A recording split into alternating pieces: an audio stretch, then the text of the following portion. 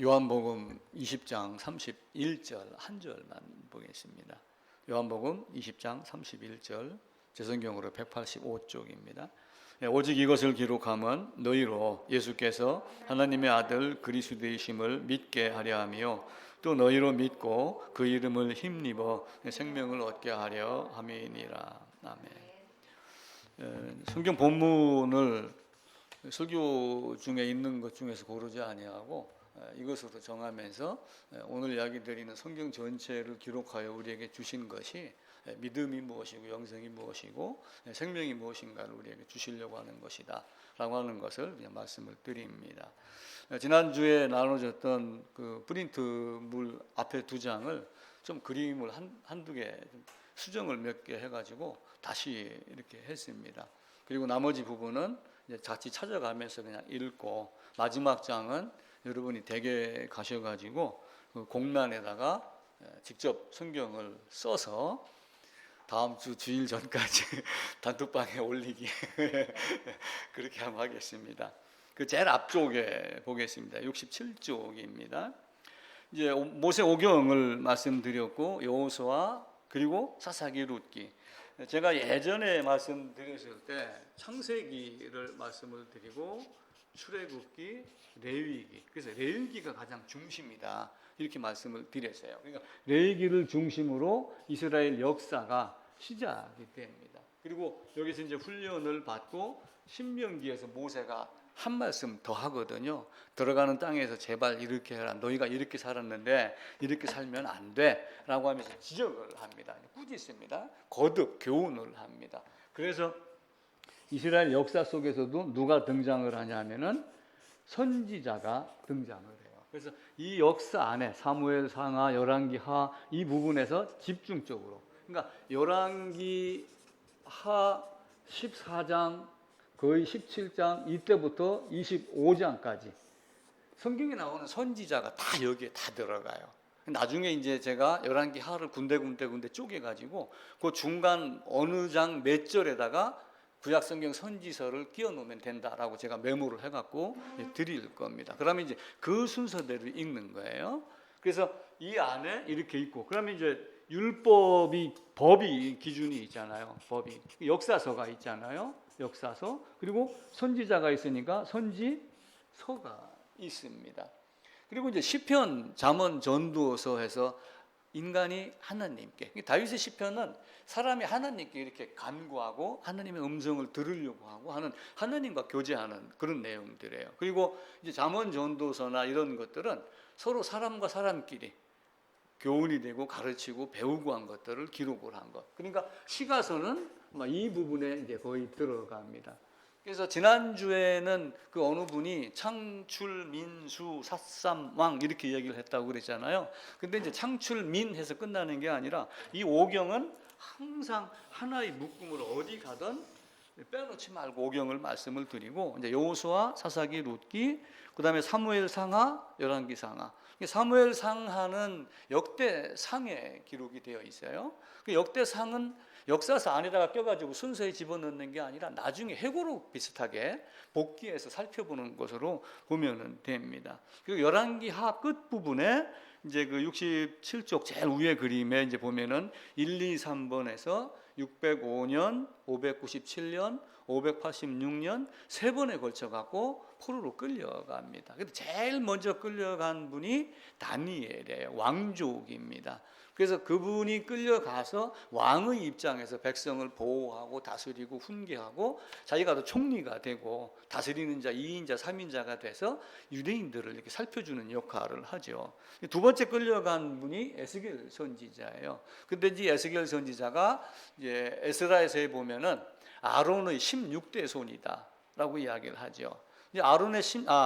에스라가 아론의 16대 손이다라고 하는데 제사장 그룹이에요. 그러니까 법을 가르치며 하나님 말씀이 성전이 이렇게 하면 성전 중심으로 가르치는 내용입니다. 그리고 이제 에스라, 에스더, 느헤미야인데 이 에스라하고 느헤미야 사이에 이스라엘이 포로로 갔다 끌려오는 장면이 나와요. 일본에 이제 538년도에 포로에서 해방시켜 줄 테니까 가고 싶은 자는 가라. 이렇게 이야기를 해요. 무조건 다 가라 이렇게 하지 아니하고 가고 싶은 자는 가라. 그러면 이제 남은 자가 누가 있어요? 에스더가 남아 있잖아요. 에스더는 남아 있고 에스라는 돌아온 거예요. 근데 돌아온 에스라가 스룹바벨이 돌아와서 성전 건축한 내용, 성전을 건축하는 중에 이상한 사람들이, 못된 사람들이 성전 건축하는 걸 회방하고 성전 문에다가 불 지르고 해서 파손된 것을 나중에 이제 느헤미야가 들어요.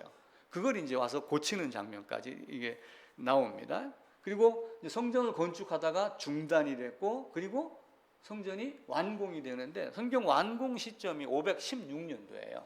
그게 마지막 포로로 끌려간 시점이 586년도인데 이게 1, 2, 3차가 나눠져 있으니까 포로 70년 그러면 이제 기준점을 어디에 두어야 되느냐 약간 문제가 생길 수도 있어요. 그래서 저는 마지막 예루살렘 성전이 파기된 것 586년, 그리고 포로로 끌려갔다가 와가지고 중간중간 멈췄다가 성전 재개했다가 준공한 시점이 516년도니까 516년 성전 파괴와 성전 재건 완성을 제2성전을 이렇게 해서 70년으로 저는 이제 보면서 포로 70년은 그렇게 보는 것이 좋다.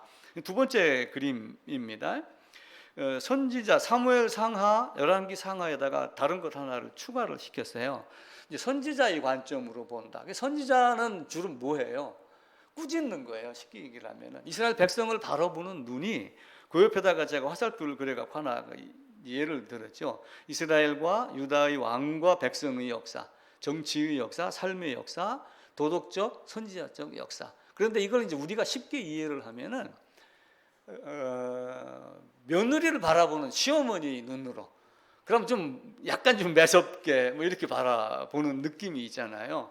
근데 엄마가, 내가 며느리를 보는 눈하고 딸을 보는 눈하고 친정엄마 입장하고 약간 시어머니 입장하고 친정어머니 입장하고 약간 달라요.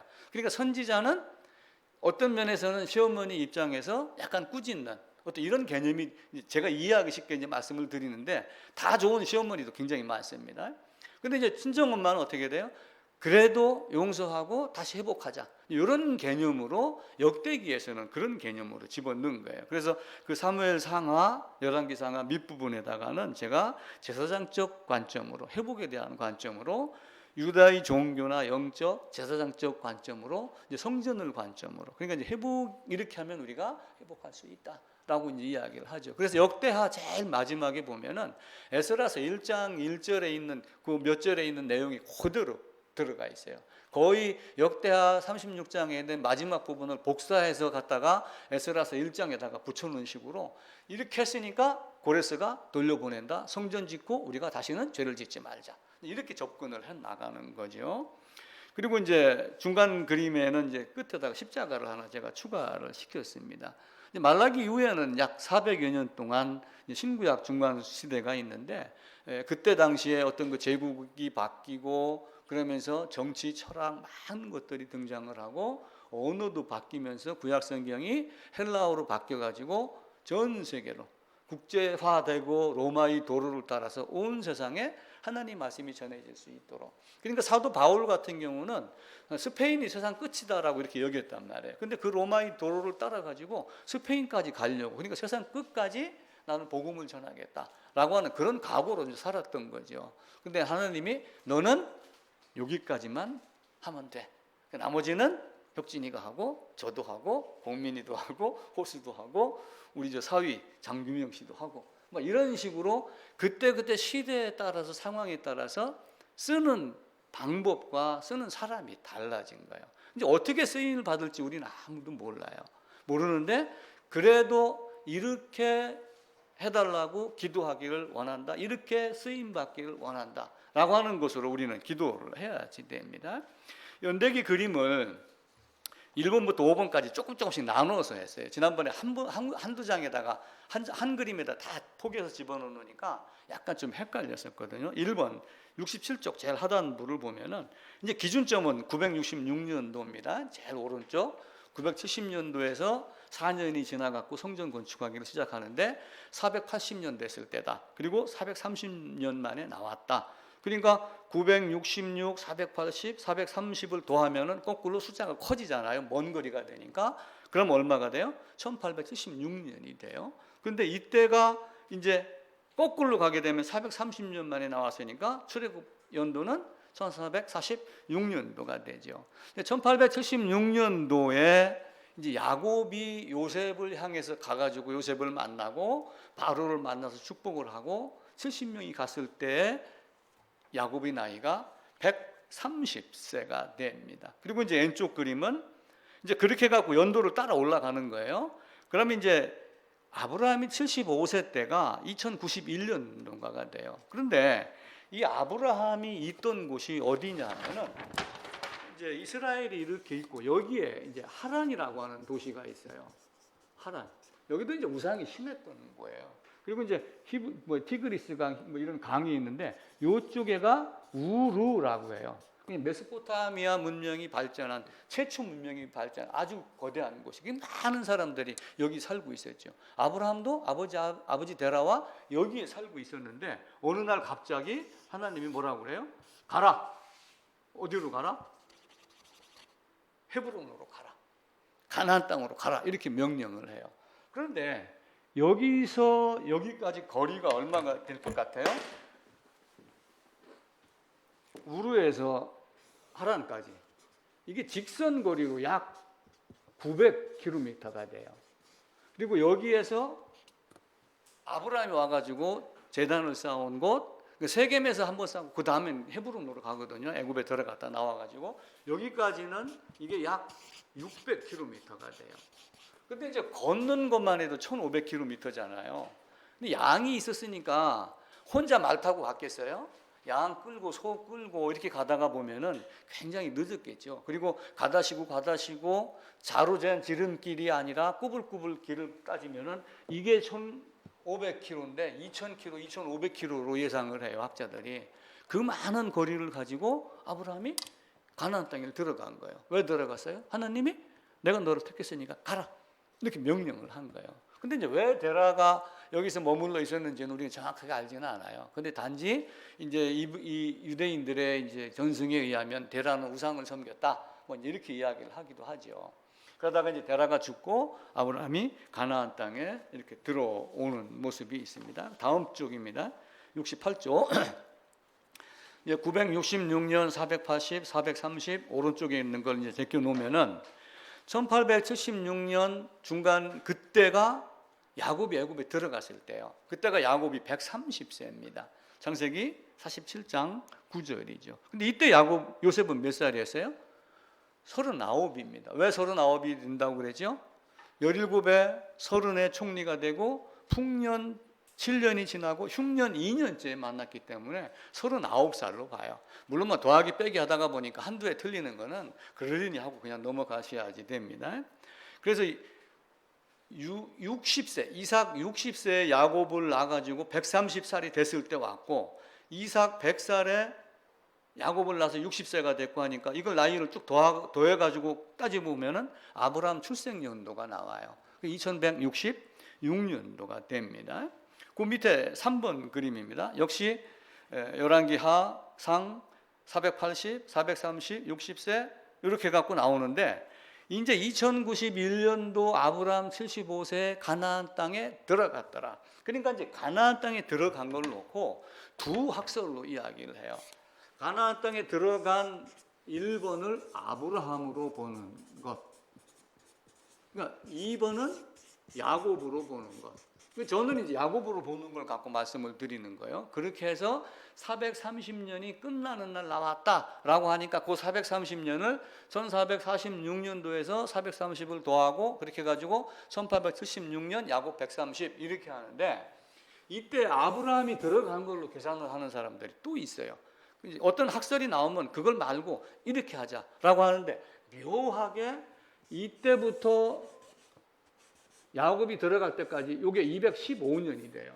근데 원래는 이렇게 가지고 430년인데 이걸 215년으로 애굽을 이때라고 자꾸 주장을 하면 이게 몇 년으로 깎여요? 이것도 215년으로 깎이는 거예요. 그래서 이제 우리 개혁주의 신앙은 일반적인 전통적인 신앙은 이걸 치지 아니하고 야곱이 들어간 시점부터 430년이다 라고 하는 거 이제 꼭 기억을 해 놓으시면 좋습니다. 4번입니다. 그렇게 해서 이제 창세기 11장 5장을 쭉 연도를 따라 올라갑니다. 이제 마태복음하고 보면 한 명이 빠져 있는 게 있어요. 근데 왜 빠졌는지 잘 모르지만은 일단 11장하고 5장하고를 거슬러 올라가면은 아담이 에덴에서 쫓겨난 시점이 나와요. 그때가 BC 4174년도입니다. 연도를 이제 거꾸로 올라가면은, 그래서 그것을 먼저 이제 알고, 오른쪽에는 이제 성전 파괴, 성전 재건, 그리고 예수님, 새 에덴, 새 예루살렘, 이 관점으로 보시면 되는 거예요. 또 마지막 그림입니다. 5번 제일 밑에 BC 4174년, 그리고 이제 쭉 시간이 지나서 이삭이 태어날 때를 저는 이제 기준을 했어요. 이제 왜 5번 그림을 제가 말씀을 드리냐면은, 많은 사람들이 재림, 종말의 시점이 언젠가를 지금 많이 궁금해해요. 수학자 파스칼도 보면은 성경을 가지고 막 따져가지고 몇 년도에 주님이 재림할 거다, 또 그렇게 해서 계산한 사람들이 많이 있어요. 근데 저는 이제 그런 능력은 안 돼요. 근데 그런 능력은 안 되고, 에덴에서 아담이 딱 쫓겨나가지고 우리 주님이 오셨어요. 이게 초림이잖아요, 그죠? 언젠가는 모르지만 재림의 시점이 있어요. 이게 언젠지는 몰라요. 근데 이제 이 주님을 예표하는 가장 큰 인물이 누구예요?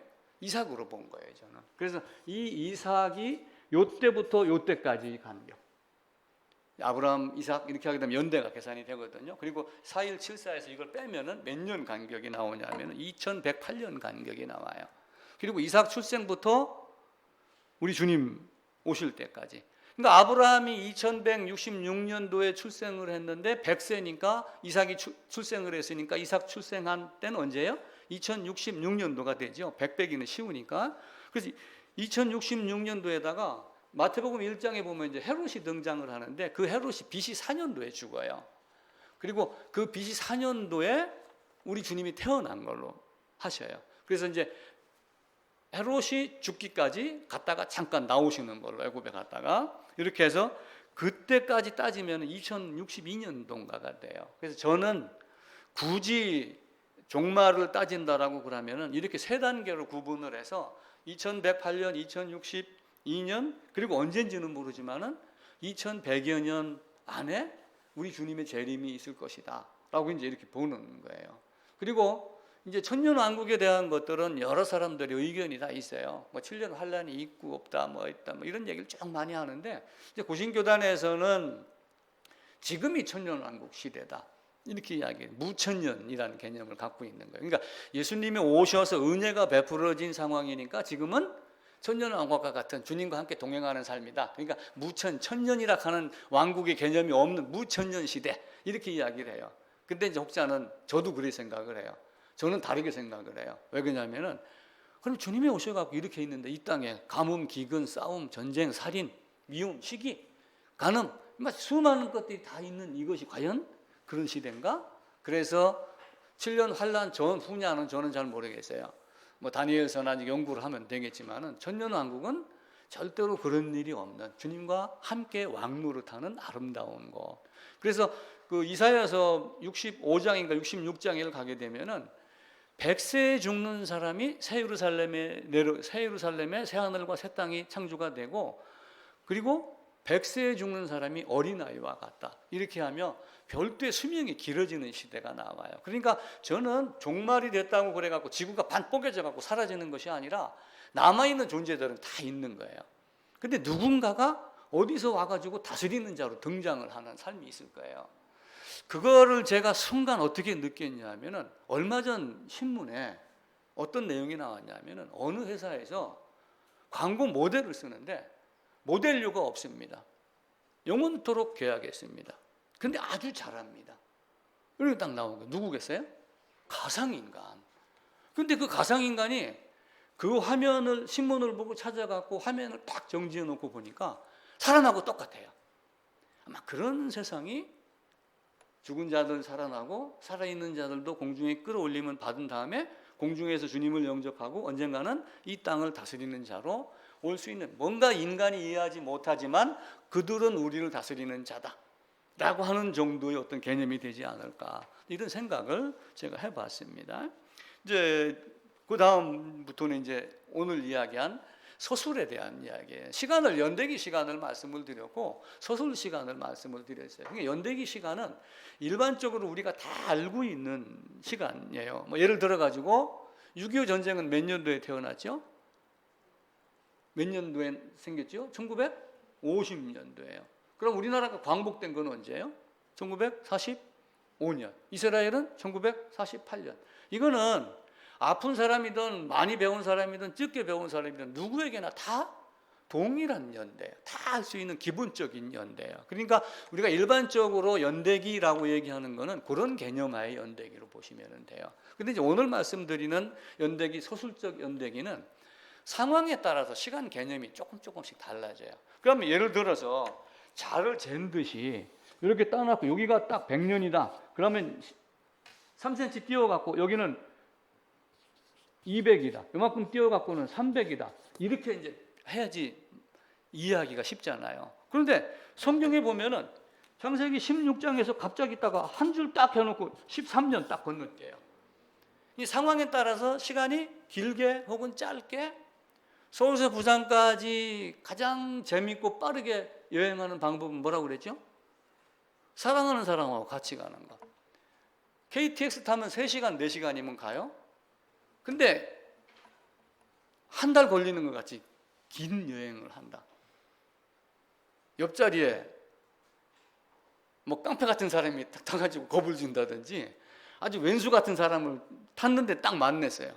그러면 그 앉아서 가는 시간이 연대기적으로 보면 똑같은 3시간인데 어떤 사람에게는 10분 같이 순식간에, 어떤 사람에게는 100년간과 같이 흐르는 시간이 있어요. 그래서 이걸 이제 서술적 시간이 개념으로 약간 풀어서 이렇게 말씀을 드리는 거예요. 그래서 우리가 일반적으로 내러티브 이야기라고 하는 것은 주제, 구성, 그리고 성경의 문체가 있는데 주제는 이제 하나님 나라예요. 그리고 그리스도 예수의 복음. 그리고 하나님 나라의 특징은 딱 한 가지예요. 하나님이 주권을 갖고 계시다. 그리고 하나님이 통치한다. 그럼 네가 하나님 나라의 백성이냐? 예, 그러면 뭐가 따라야 돼요? 주권자의 통치의 명령에, 통치자의 명령에 따라 순종하는 삶이 돼야지 돼요. 근데 순종하지 않으면서 하나님 나라를 짓거리는 것은 바르지 못한 신앙인의 태도가 됩니다. 그래서 주제 문체는 대충 그냥 그런 식으로 넘어가겠습니다. 나중에 한번 읽어보시고요. 구성만 말씀을 드릴게요. 그래서 구성 중에 스토리를 이제 아까 얘기했던 일반적인 연대기 개념으로 지난주에 이제 말씀을 드린 거예요. 그래서 큰 뼈대. 나무도 이제 뿌리가 있고 이게 기둥 줄기가 있고 그다음에 이제 가지가 있고 그러잖아요. 예를 들면 이런 것도 있어요.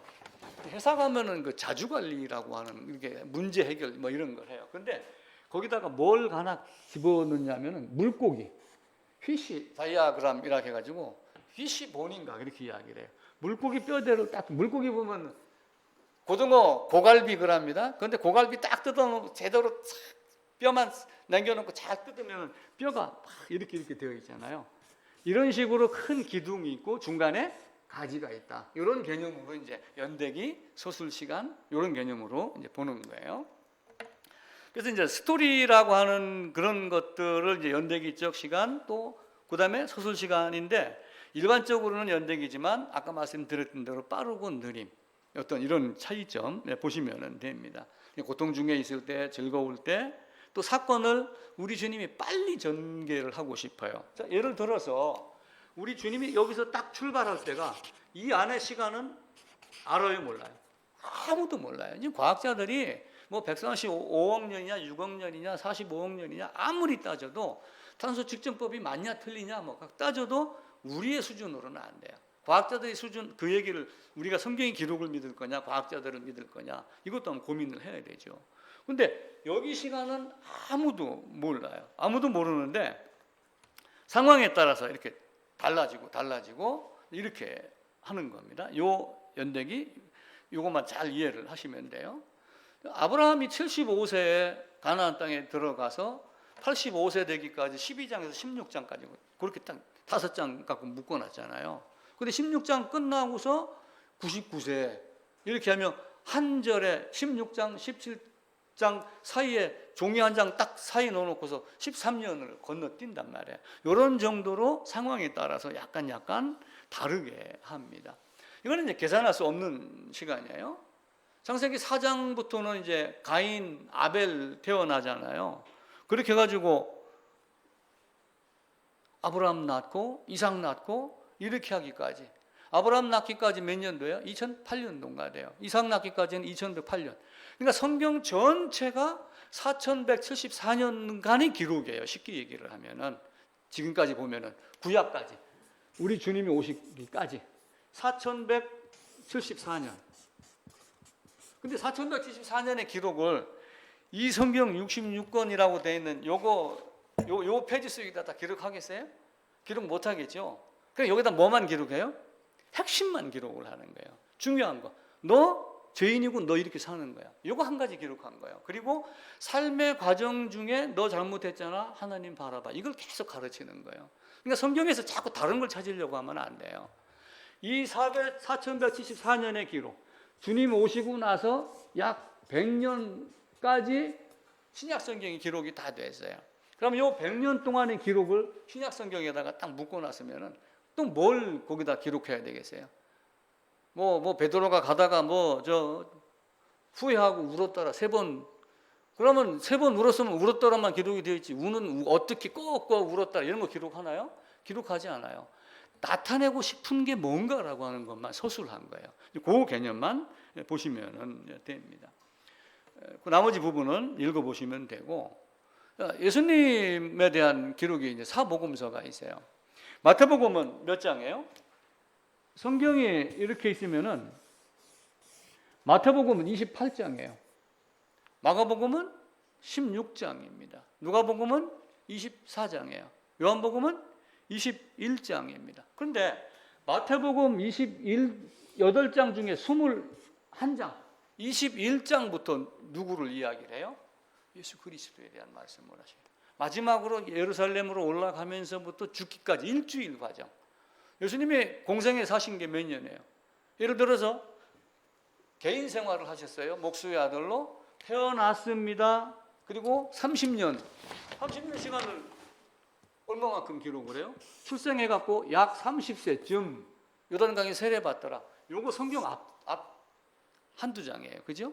그 나머지는 3년간의 기록인데 요것도 마태복음의 예를 따지면 마태복음 28장인데 21장부터 일주일에 대한 분량을 써요. 서술하는 내용이 약간 다르죠. 그죠?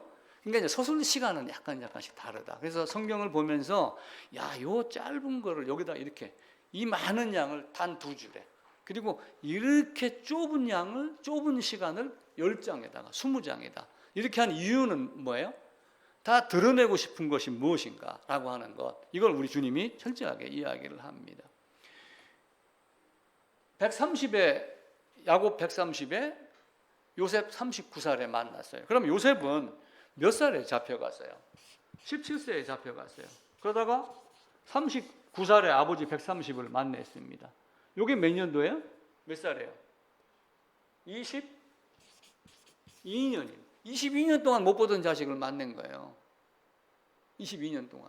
근데 17살에 17년 동안 아버지 야곱이 아들 요셉을 엄청 사랑했어요. 라반이 집에 가서 나가지고 17년간 사랑을 했는데 이 받은 사랑을 야곱이 몇 살에 죽어요? 147세에 죽어요. 그러니까 요셉은 17년간 받은 사랑을 이때부터 17년간 효도를 해요. 제가 만드는 겁니다.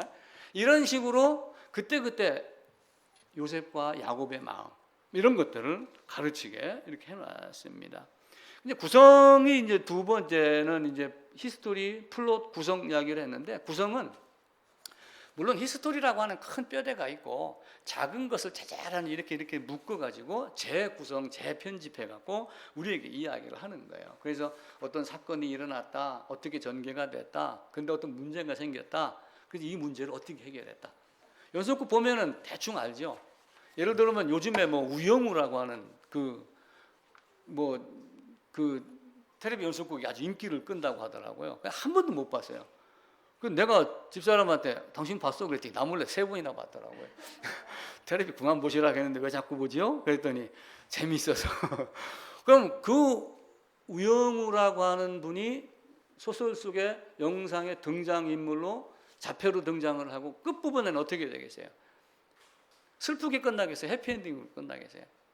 뭔가는 이런 어려움이 있지만 잘 극복해내서 이렇게 되겠죠. 모든 게 대체적으로 해피엔딩으로 끝나요. 아담이 범죄해도 마지막에는 주님이 오셔서 모든 죄인을 새 예루살렘으로 뭐 이런 식으로 전개를 해나가는 거예요. 그러니까 기승전결, 우리가 쉽게 얘기를 하면은, 근데 텔레비 연속곡 딱 첫 회를 보면은 아, 끝부분은 이렇게 되겠네, 대충 사람들이 알아요. 왜냐면 연속곡을 많이 보잖아요. 그리고 어느 연속곡이든 한두 분만 보면은 아, 이렇게 되겠네, 이런 게 다 나와요. 단막극 같이, 예를 들면은 그 예전에 나왔던 그 최불암 나왔던 그 무슨 연속곡이더라? 농촌 생활했던 전원일기. 전원일기는 주제 하나로 끝나고 하나로 끝나고 하나로 끝나고 이렇게 이야기를 해요. 예를 들면 봄에 1장에 1, 2, 3, 4막, 2장에 1, 2, 3, 4막 이런 식으로 아브라함, 이삭, 야곱 이렇게 쭉 서술 시간을 변경해 가면서 우리에게 가르치고 있습니다. 그래서 아브라함, 이삭, 야곱 이런 내용들을 잘 파악을 하시면서, 지지난주 말씀드렸던 뭐 하갈이 사례를 멸시했었을 때 이스마엘을 이름을 부르지 않냐고 하갈의 아들이라고 불렀던 것, 뭐 이런 모든 것들을 다 보면서 사례에게 아픔이 있었지만 사례가 아브라함과 함께 들어옵니다.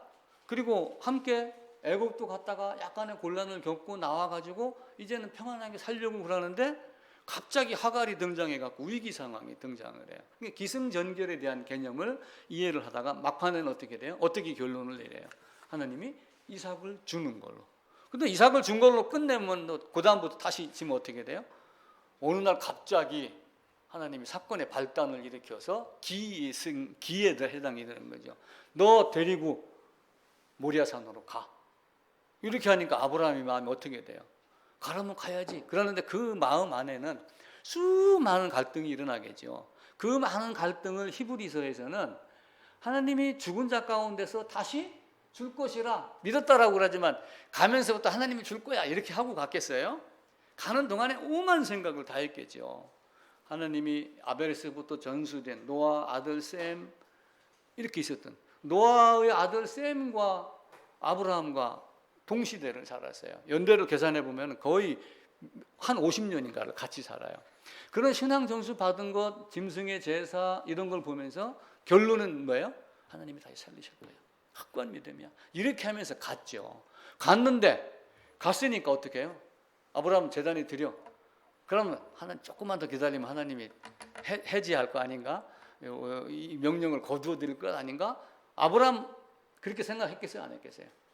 안 했어요. 왜냐하면 칼로 찔르는 장면을 보면 알잖아요. 아브라함이 이삭을 잡는다고 그러잖아요.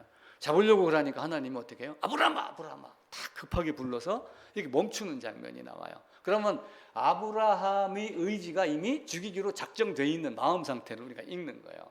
그러면서 이것으로 내 믿음을 안다. 근데 아는데 왜 하나님이 그렇게 하셨을까요? 아는 것이 행동으로 드러났을 때 확증이 되는 거예요. 그러니까 우리는 믿음으로 입술로 예수를 주라 시인하면 이렇게 얘기를 하는데, 그 입술이 믿습니다 이 개념이 아니라 믿음이라는 그릇 안에 담긴 내용을 가지고 이게 됐으니까 맞습니다 라고 하는 고백을 하는 것이지, 여기는 없는데 믿습니다, 여기는 없는데 나는 예수를 주로 시인했습니다, 이 말이 아니란 말이에요. 그래서 성경에서는 이제 우리가 그런 것들을 잘 감안해서 읽으면서 이때 아브라함의 마음이 이런 거였겠구나 라고 하는 것을 생각을 하셔야지 됩니다. 70쪽에 보면은 플롯, 구성에 대한 이야기를 말씀을 드려놨어요. 구성을 할 때는 어느 소설이든 인물이 있어요. 박경리 얘기를 지난주도 말씀을 드렸는데, 토지를 쓴다. 그러면 뭐 어떤 여성이 등장을 하고 막 이런 얘기가 나와요. 그럼 인물에 대한 어떤 그 인물의 성격, 뭐 인물의 어떤 그 성품, 뭐 이런 내용들이 나오죠. 그리고 이제 그 사람이 갖고 있는 배경이 또 나와요.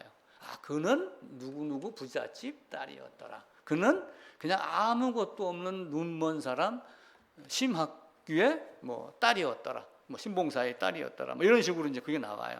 근데 이제 배경에는 그런 것도 나오지만 그 공간도 나와요. 자, 이제 아브라함을 불러낸 장면을 아까 말씀을 드렸잖아요.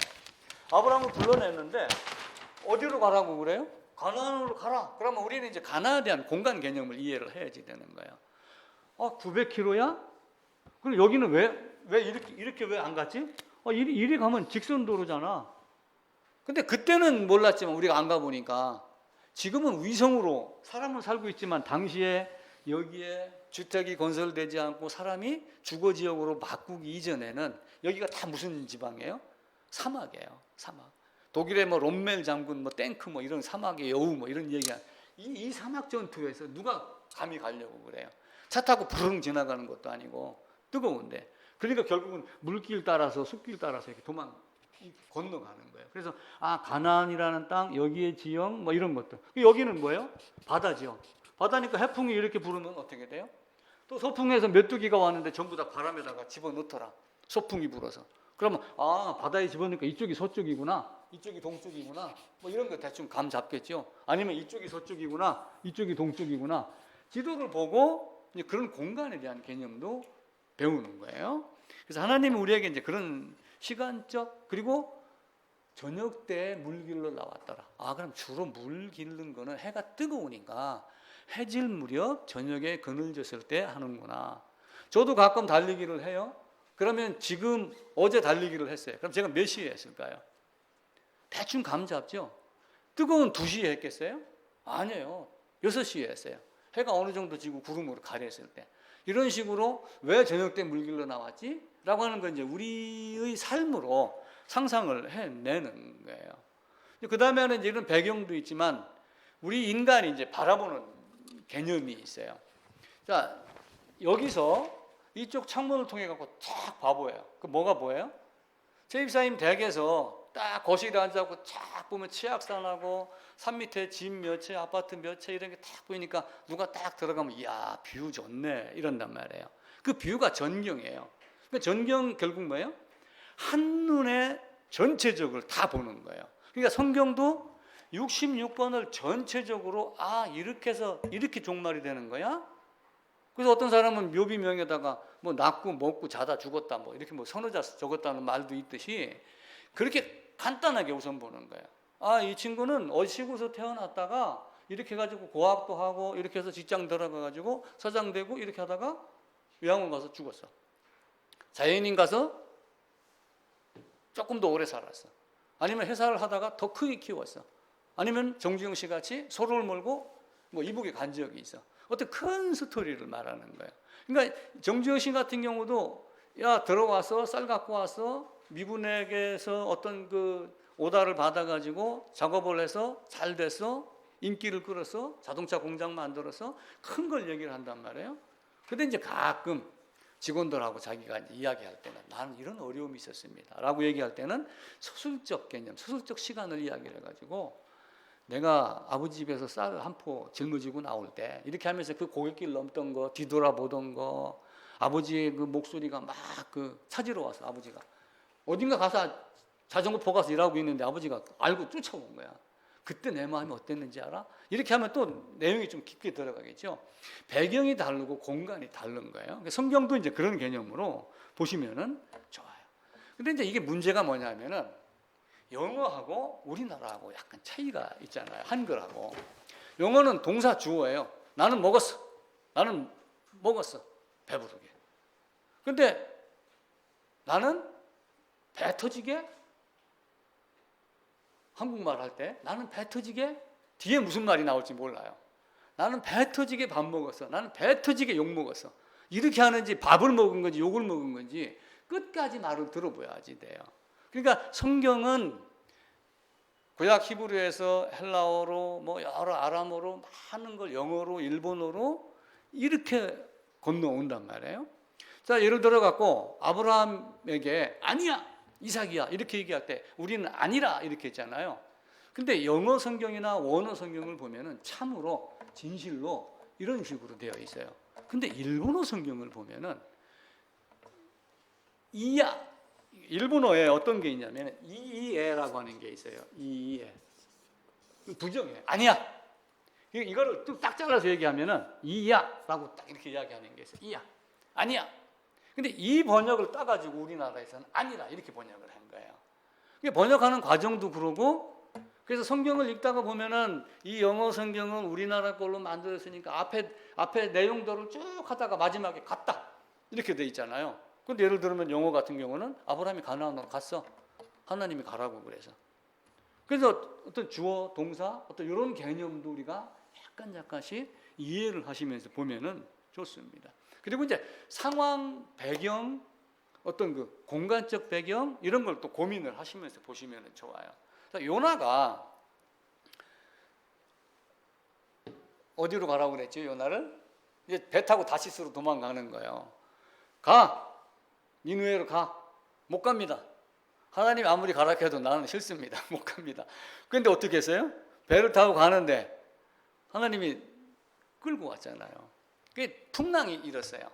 그럼 풍랑이 일으면은 요나는 아는 거야. 아, 하나님이 나에게 이렇게 고난을 주어서 다시 돌아가게 하려고 하는구나. 그런데 요나서에 보면은 요나가 잠을 청하더라. 잠을 잤다. 깊이 잠들매. 그럼 요나가 얼마나 뱃사람 노릇을 많이 했걸래. 그 풍랑에 깊이 잠들었겠어요? 자는 척한 거죠. 나는 당신 말 듣기 싫어. 그러고 그냥 쫙 밑둥아리 가가지고 쭈그리 앉고서 침낭 속에 들어가서 그냥 푹 웅크리고 있는 어떤 그런 모습. 우리는 이제 그렇게 생각할 수도 있어요. 에서가 야곱에게 팥죽 내놔 이렇게 했어요. 그럼 에서가 왜 팥죽을 내놓으라고 했을까? 그러니까 신약 성경에 가면 히브리서에 가면은 이 망령된 하찮게 여겼다 이렇게 되어 있어요. 그런데 창세기에 가게 되면은 에서가 창세기 한번 찾아봅시다. 창세기 38장입니다.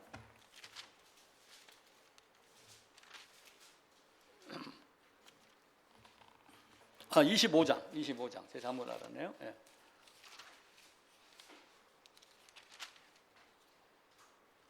다음부터는 이제 제가 에서 얘기를 38장입니다. 그럼 거기는 유다잖아요. 25장으로 가야 돼요. 이렇게 말씀해 주셔야지 돼요.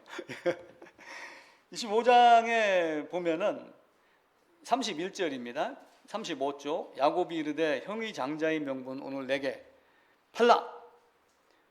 야곱이 이제 요구를 했어요. 이제 교활하다. 사람들은 그렇게 얘기를 하죠. 발 뒤꿈치를 잡으니까. 근데 다른 입장으로 두드리고 찾고 매달리고 침노하고 이 개념으로 봐보면은 야곱이 아버지의 집 하나님 나라를 얼마나 사모하고 있었는가 이렇게 해석을 해도 되죠. 근데 우리는 야곱을 교활하다고만 자꾸 생각을 한단 말이에요. 근데 진짜 교활한 인간은 나예요. 나. 어떤 일이 있으면 이 핑계 저 핑계로 하나님 내 말이 맞죠? 이렇게 하면서 자꾸 비유 맞춰가면서 자기 걸 합리적으로 여기가는 이런 모습들이 있잖아요. 그 야곱에게 팔았어요. 34절입니다. 야곱이 떡과 팥죽을 에서에게 주매 에서가 먹으며 마시고 일어나 갔으니 이게 영어로 나오는 다 동사예요. 에서가 뭐 했다를 쫙 나열을 하는 거예요. 그러면서 얼마만큼 에서가 재빠르게 팥죽 한 그릇에 장자권을 팔고 필요한 곳으로 그냥 탁 떠났다라고 하는 것을 알게 해줍니다.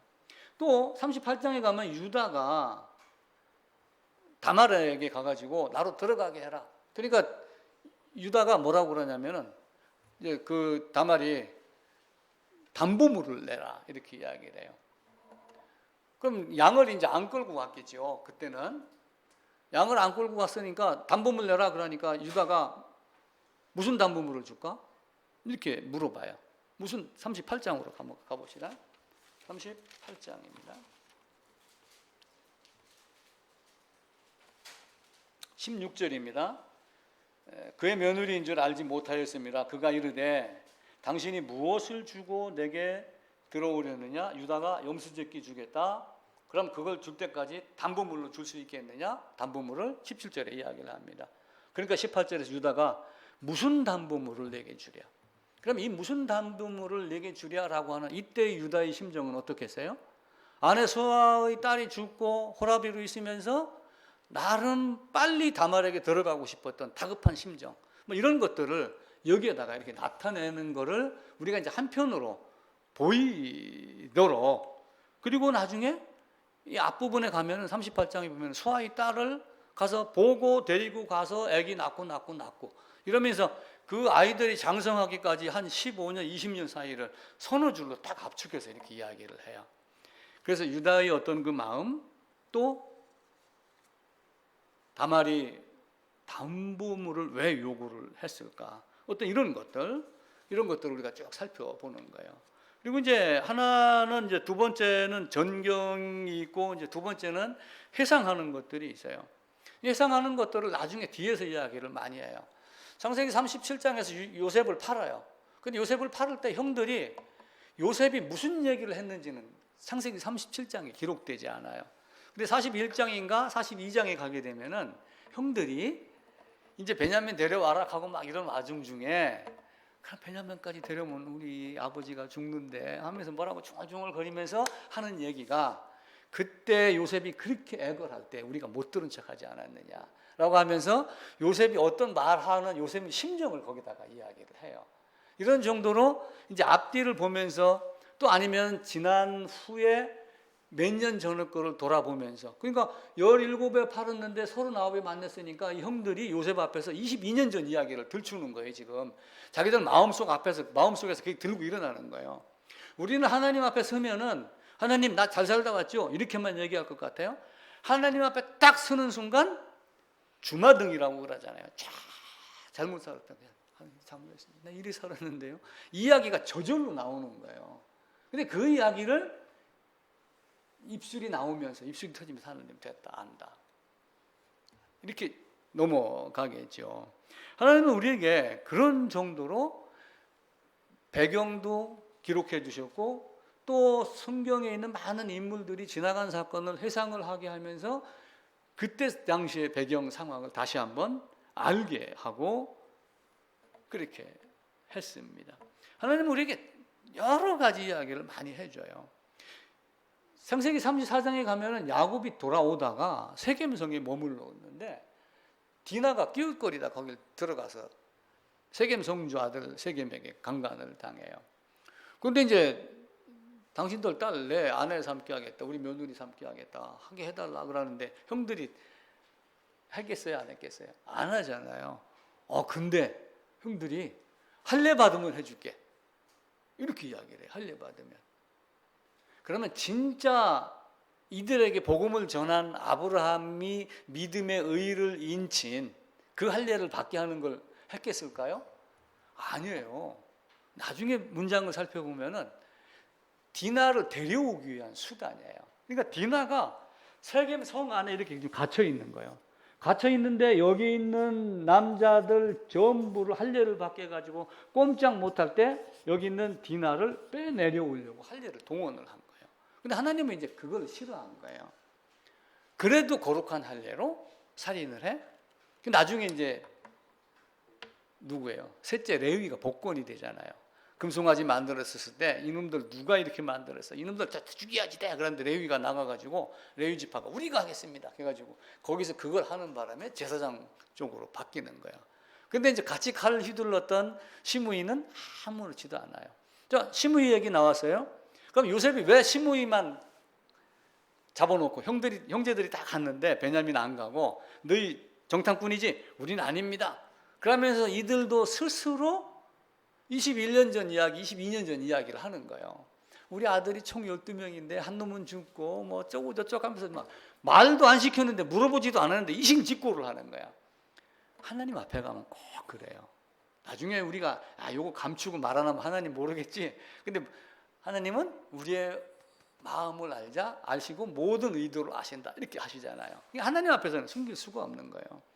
그런데 아마 제 생각에 그 요셉이 구덩이에 있을 때 형들이 음식을 먹으며 루벤은 죽이지 말자라고 했는데 시므온이 죽이자 했을지 몰라요. 그러니까 이제 유다가 옆에 있다가 죽이지 말고 팔자 막 이런 순서로 아마 갔을 거예요. 그러니까 루벤은 구덩이에 던졌다가 꺼내서 데려가려고 한 거, 겁만 주고. 그러니까 시므온은 밥을 먹으면서 막내가 안 온 상태에서 막내를 쫙 구덩이에다가 집어 던져놓고 밥 먹는 그놈들은 얼마나 속이 참 미련한. 근데 거기서 시므온이 이놈은 죽여야지 돼. 단칼에 없애서 아예 싹을 잘라버립시다. 이렇게 했을지도 몰라요. 요셉은 그걸 들었겠어요? 안 들었겠어요? 다 들었죠. 10명이 왔는데 10명 중에 시므이를 잡아서 감옥에 가던 이유는 아마 그렇지 않았을까. 이제 우리가 생각을 하는 거예요. 근데 이걸 이제 가지고 성경이 말하지 않는 걸 갖고 우리가 또 소설을 쓰면 안 돼요. 근데 이제 대충 어느 정도는 짐작을 할 수는 있습니다.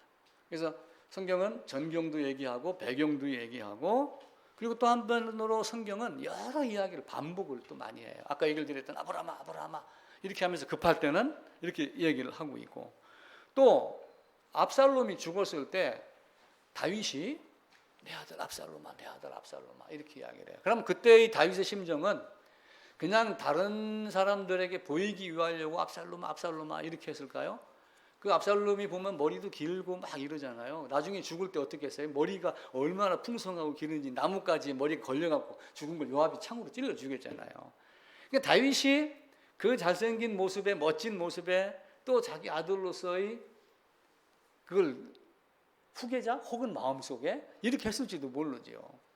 그러니까 내 아들 압살롬 맨발 벗고 도망가면서 그 울면서 도망갔던 그 아픈 추억 속에서도 내 아들 압살롬아 했던 다윗의 마음을 우리가 어느 정도는 읽을 수가 있어요. 성경도 반복을 이야기를 많이 해요. 근데 가장 반복을 많이 하는 게 뭐냐? 이스라엘의 죄악성이에요. 사사기부터 시작해가지고 아까 말씀드렸던 열왕기하 끝부분에 586년도 이스라엘이 멸망하기까지 예루살렘이 파괴되기까지 계속해서 하나님이 사랑했어요. 평화가 있습니다. 그런데 죄를 져요. 죄를 지니까 징계를 하죠. 주변 국도를 부릅니다. 모압, 암몬 다 불러들여갖고 때립니다. 때리면 고통을 받아요. 그럼 살려주세요. 그럼 사사 보냅니다. 사사 보내가지고 살려주면은 그때부터는 조금 평안이 있어요. 그러다 그 사사가 죽거나 조금 간섭을 안 하면은 어떻게 돼요? 여호수아가 죽고 여호수아 시대에 함께 있었던 장로들이 다 죽은 다음에는 이스라엘이 범죄하기 시작했더라. 사사기 처음 부분에 그 얘기가 나와요. 그러니까 약간 틈만 주면은 그래서 우리는 늘 깨어 있어야 돼요. 깨어 있어라. 말씀을 늘 가까이 해라. 이야기를 하는 거예요. 그래서 저도 어떤 때는 찬송가를 하루 종일 집에 틀어놔요. 그냥 틀어놓고 이제 뭐 다른 텔레비 볼 때는 끄기도 하고 그러지만 그렇게 해놓으면은 더 좋죠. 이스라엘은 이 죄악의 악순환, 죄악 저지르고 용서받고 그리고 또 죄악 저지르고 회개하고 용서받고 평안하다가 조금 앉으면 눕고 싶고 누우면 자고 싶고 이 상태로 계속 반복이 되는 거예요. 여기 이제 반복도 굉장히 많습니다. 그래서 이스라엘 백성에게 하나님은 이야기를 해요. 거기서 나와라. 거기 머무르지 말고 거기서 나와라. 거기서 도망해라. 제가 언젠가 그 카톡에다 단톡방에다가 그거 한번 올린 적이 있었죠. 그 9.11 테러 일어나고 나서 미국의 어느 목사님이 설교하면서 소방관은 그들을 향해서 들어갑니다. 우리 주님을 제자들을 이야기를 한 거죠. 세상에 들어가서 그들을 건져내려고 들어가는데 그 안에 머무르지 말고 밖으로 나와라. 빨리 도망 나와라 라고 하며 무슨 얘기를 하냐면 마지막 부분에 번영신학에서 빠져나와라. 기복신앙에서 빠져나와라. 왜 하나님이 주려 하는 것 아닌 것에 너희 모든 것을 다 투자하느냐. 그 마지막 몇 년 전인가 그 어느 목사님이 제가 한번 얘기 드렸던가요? 양복 입은 무당들. 오죽하면은 그 목사가 한국에 있는 목사들에게 이 사람들은 복음 전하는 사람들이 아니라 양복 입은 무당이다. 성경을 우리가 이런 서술 같은 걸 찾아내는 건 좋아요. 찾아내는 건 좋은데 국어학자같이 찾아내는 건 아니에요. 그렇게 하면 의미가 없어요. 복음과 연관시킨 것으로 이해를 하면서 해야 되는데 믿습니다. 하나님 의가 나에게 전가가 됐습니다. 이 말을 1000번 하면 뭐예요? 하나님 의가 나에게 전가가 되나요? 안 돼요. 될 수가 없어요. 하나님의 의가 나에게 전가가 되려면은 만약에 일반적으로 이야기하는 전가의 교리가 맞다라고 그러면 하나님이 하늘에서 의, 전가 이렇게 하면 돼요. 근데 그렇게 하지 않아요. 자, 옷에 물들입니다. 그러면은 물감 만들어놔요. 어떤 사람은 양파, 꽃 이런 거 가지고 삶아서 물을 만들 거기다가 물을 들이더라고요. 아, 색깔 너무 이뻤어요. 그런데 하얀 천을 그 옷감이 들어갈 물통, 염색약이 들어가 있는 그 물통 옆에 나누면은 이 색깔이 이쪽으로 전가가 되나요? 안 돼요. 될 수가 없어요. 이게 어떻게 돼야 돼요? 갖다 뿌리든지 갖다가 들어가 잠기든지. 그래서 성경은 항상 뭘 기준으로 해야 되냐면 연합이라고 하는 기준을 충족시킨 상태에서 전가라고 하는 교리를 이야기를 해야지 돼요. 근데 이 연합도 신비롭다라고 얘기하고 끝나는 연합은 의미가 없는 거예요. 그래서 하나님은 그냥 대충 놓았어? 이렇게 하지 않아요. 네가 나를 알게 해라. 내가 너를 사랑하는 줄 네가 나로 알게 해라. 라고 하는 건 뭐예요? 네 복음이 온전한 거 아닌가? 우리 확인 한번 해보자. 하나님은 우리에게 그렇게 얘기해요. 오라. 와서 우리 한번 서로 너희 죄가 주홍 같을지라도 우리 서로 한번 변론 한번 하자. 이사야서 55장인가요? 찾아볼까요? 이사야서 55장. 시편, 잠언, 전도서, 이사야서.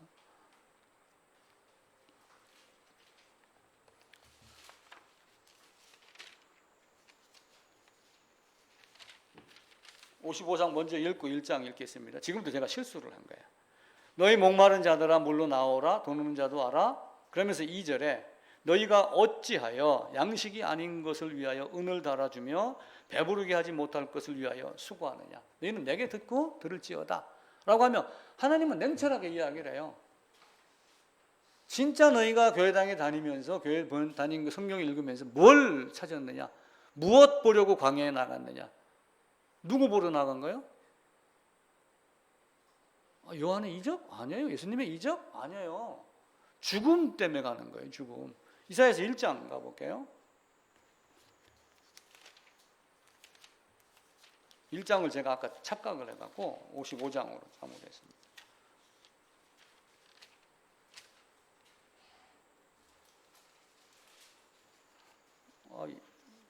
여기도 아닌데 내가 착각했다. 와서 변론하자. 와서 변론하자. 이사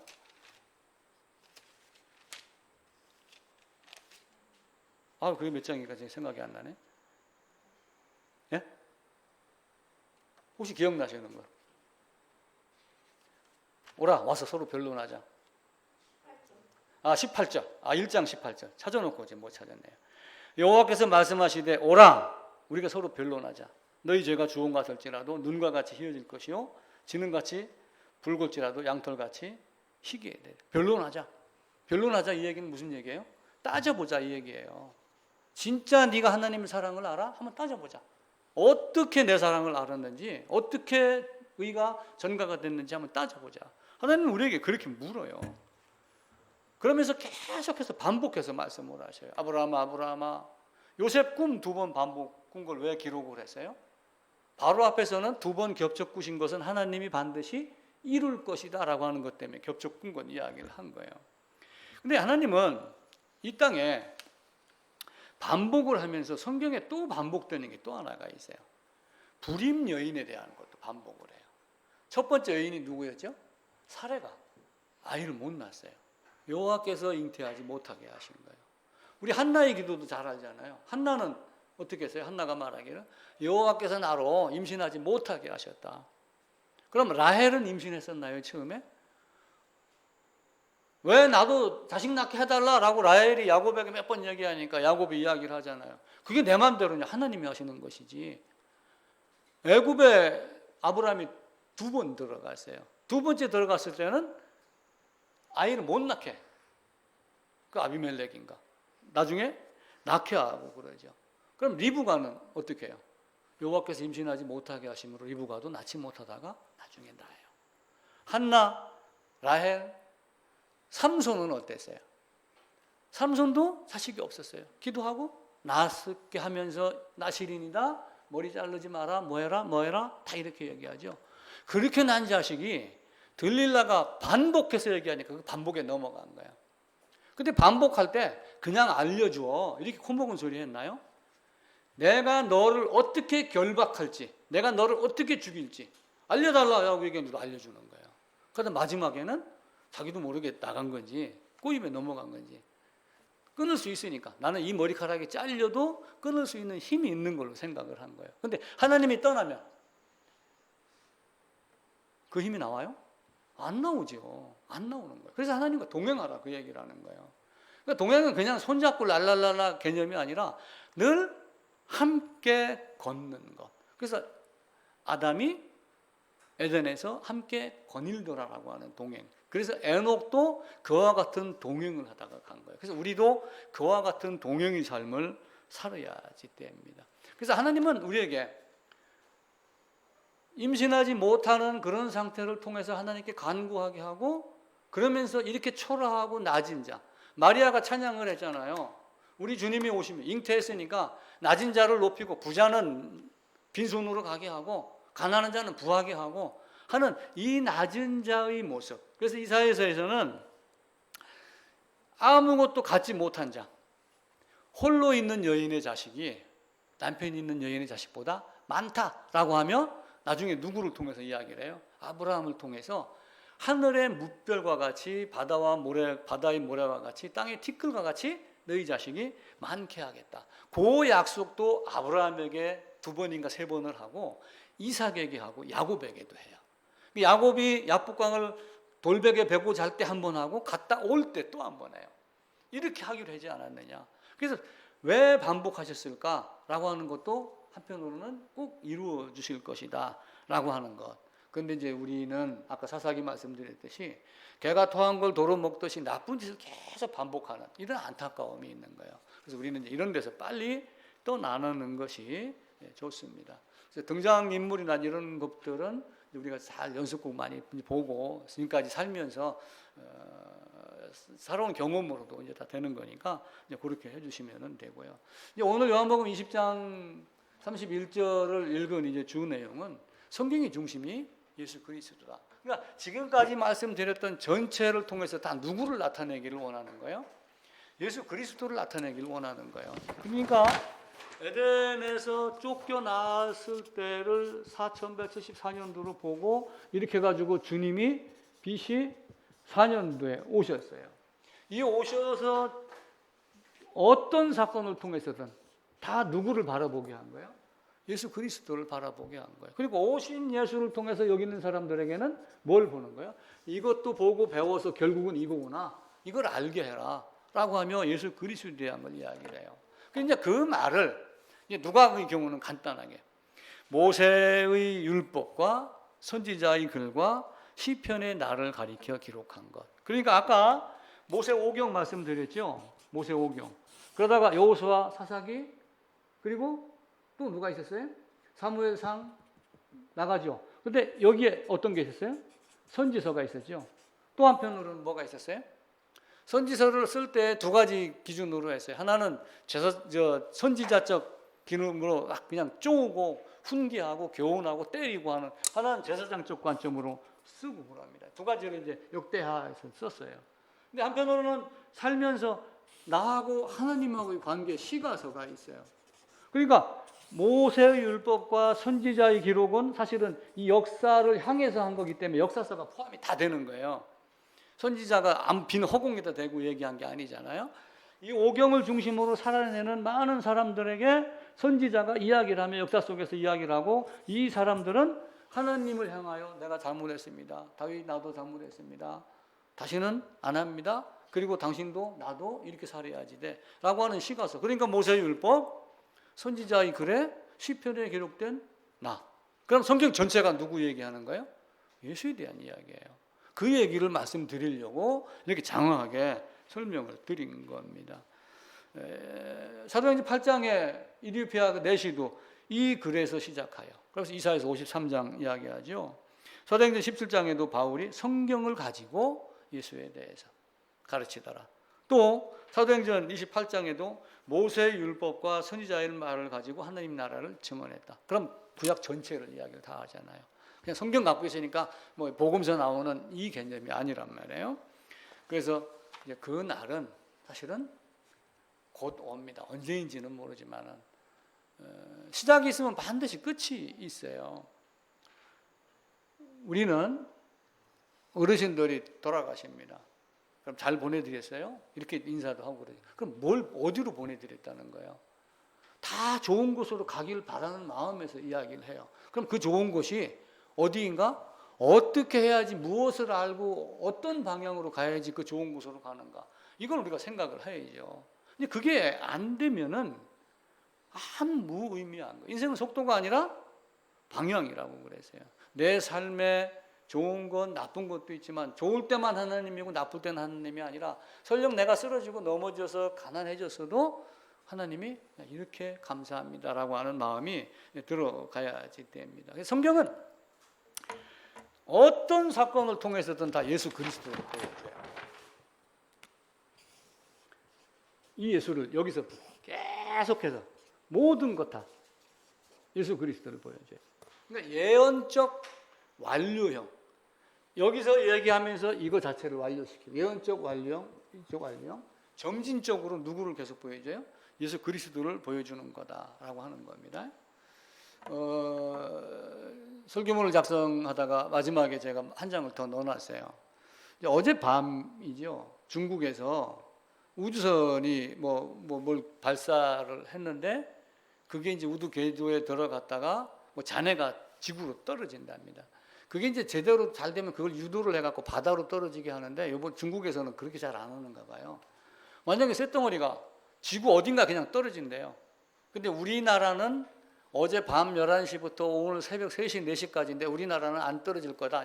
이 해전, 공전 자전이 있으니까 이제 과학자들이, 천문학자들이 이렇게 밝혔죠. 마지막 날 무화과나무, 설리관 무화과나무가 과일 떨어지듯이라고 하는 것이 포탄일 수도 있고 그런 것들일 수도 있고 하나님이 내리는 어떤 유황불일 수도 있고 그런 날이 순간 우리에게 다가옵니다. 그 날이 되면 어떻게 돼요? 집에 있는 거 가질러 집으로 다시 들판에 있는 자는 집에 있는 거 가질러 들어가지 마라. 이렇게 하면 뒤돌아보지 말라 이야기를 하죠. 근데 이제 롯의 아내는 어떻게 했어요? 뭐가 소중한 게 있는지 뒤돌아보니까 소금 기둥이 되었더라. 이 교훈을 갖고 있죠. 마지막 날에는 정말 무섭습니다. 우리가 도표 앞에 이제 첫째 장, 둘째 장에서 도표 그리면서 마지막에 종말에 대한 모습을 언제인지는 알 수 없지만 종말이 온다라고 하는 그 종말의 개념이 그 예루살렘의 멸망을 기준으로 해서 예언적 완료형을 갖고 있는 거예요. 또 한편으로는 원근, 먼 거리, 근거리. 그러니까 먼 거리도 있고 근거리도 있어요. 그래서 원근을 같이 투시해서 보는 거예요. 그래서 원근 투시법이라고 그래요. 성경은 여기 있는 요 내용이 종말의 내용이기도 하고 여기 있는 내용이 종말의 내용이기도 하고 그러면서 이것도 예수, 이것도 예수, 이것도 종말, 이것도 종말 이렇게 하면 마지막으로는 어디를 향해서 가요? 새 예루살렘으로 가는 것을 반복적으로 보여주고 있어요. 그래서 우리의 삶도 종말을 반드시 알아야지 되고 그 종말이 2100여 년대 제가 생각하는 대로 이루어질지 더 뒤인지 그건 저도 잘 몰라요. 근데 성경에서 반드시 재림 믿겠다라고 하시기 때문에 반드시 있습니다. 근데 그 전에 여러분과 나의 죽음이 호흡이 끊어지는 것이 먼저 있어요. 그럼 뭘 들고 가겠어요? 교회당 올 때는 빈손 들고 오지 마라. 그럼 빈손이 헌금입니까? 아니에요. 주님의 복음을 네가 복 주시옵소서 하는 그 복은 뭐예요? 세상 기복이 아닌 하나님의 영원한 생명의 복, 그 축복을 이야기하는 거예요. 아브라함을 통해서 모든 민족이 복을 받을 것이다 라고 하는 그 복은 부자 되고 권세 잡는 복이 아니라 여호와 하나님을 아는 복을 아브라함에게 전하라고 한 거예요. 그걸 이제 우리가 꼭 아시기를. 마지막 장은 제가 일부러 남겨놨어요. 공란으로. 꼭 그 종말에 대한 부분입니다. 한번 써보세요. 그래 써가지고 내가 표창장 올리시는 분만 사탕 한 개씩 제가 따로 준비하겠습니다.